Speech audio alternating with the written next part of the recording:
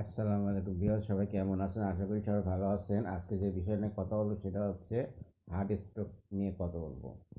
আমার পরীক্ষিত আমার আম্মার হার্ট স্ট্রোক হয়েছিল, স্ট্রোকের মতো হয়েছিল।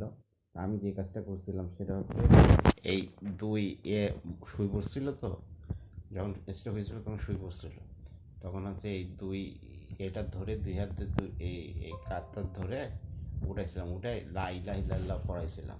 বলবো মা লা ইলাহা ইল্লাল্লাহ, এই বলি সুস্থ হয়েছিল। এটা হচ্ছে স্ট্রোক করে যে তার যে স্ট্রোক করবে যে রুগী, তার সাথে এরকম যদি পাশে যে থাকে, সে যদি এরকম করে তাহলে ইনশাল্লাহ সুস্থ হওয়ার পার্সেন্ট হচ্ছে 99%। আর হত মরণের কথা হচ্ছে আল্লাহ পাকি ভালো জানেন। কিন্তু এই লা ইলাহা ইল্লাল্লাহ পড়াই নেবেন।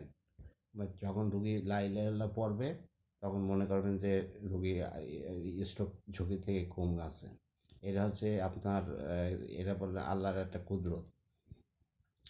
এটা এরকমভাবে করাবেন আর উঠাই বসাবেন।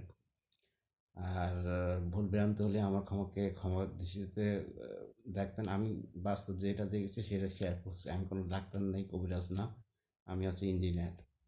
তা আপনারা রিপন কোরাস এটা সাবস্ক্রাইব করবেন আর লাইক কমেন্ট শেয়ার দেবেন। আর ইউটিউব এই ফেসবুক পেজ আছে রিপন কোরাস, ওইটাকে আপনার ফলো দিয়ে রাখবেন, এতে আমি উৎসাহিত হই। আর ধন্যবাদ।